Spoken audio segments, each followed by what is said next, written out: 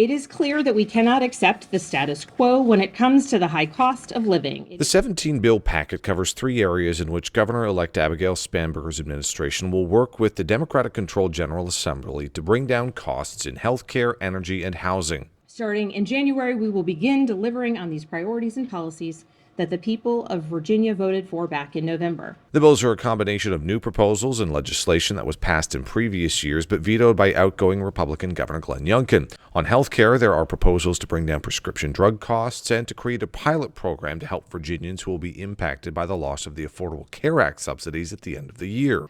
These premium increases and the lack of those federal subsidies don't just impact those who utilized those subsidies, but as we will see a distortion within the marketplace, overall costs for everyone will go up.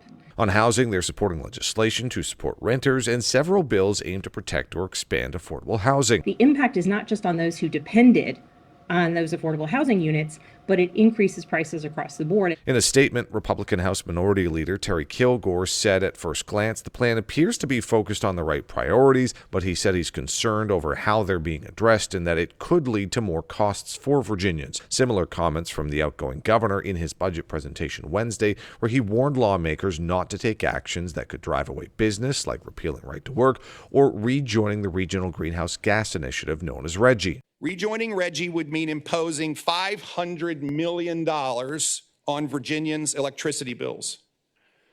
It doesn't work.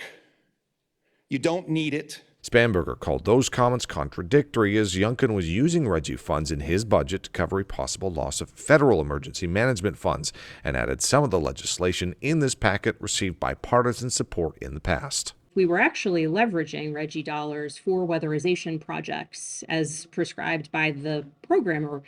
We could be reducing the costs for Virginians by building up on energy efficiency. And on the energy side of things, the policy calls for things like improving energy storage, increasing energy efficiency with low-income customers, and allowing for smaller solar setups like on your balcony.